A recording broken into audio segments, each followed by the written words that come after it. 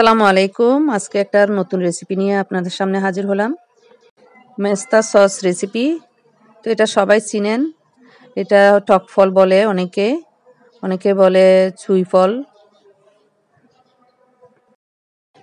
অনেকে মেস্তাও বলে। তো বাড়ি থেকে নিয়ে আসলাম। বাড়িতে গিয়েছিলাম যখন আমাকে ওরা নিয়ে আসছে।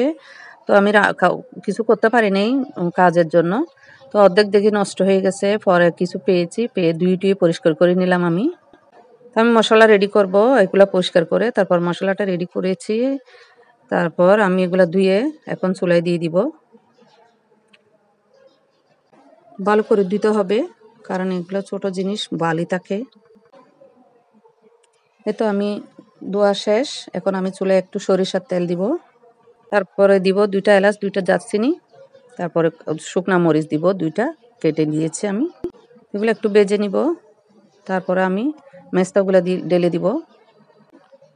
এগুলো ঢেলে দেওয়ার পরে একটু নাড়াচাড়া করে একদম কম।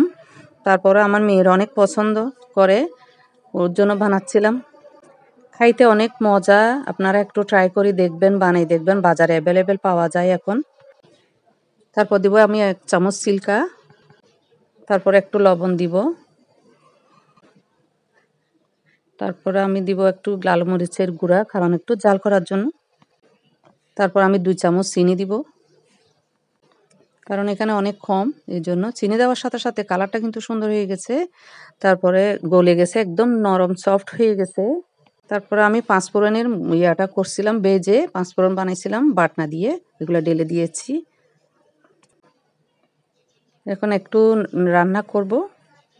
রান্না করে একদম টানা টানা হয়ে যাবে। তো একদম অনেক সুন্দর হয়েছে, কালারটা একদম লাগতেছে আমি একদম কালার দিছি।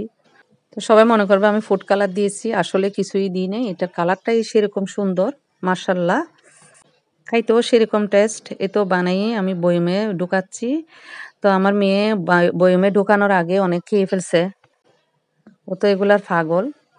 তারপরে আপনাদের সামনে একটু করে দেখাচ্ছিলাম।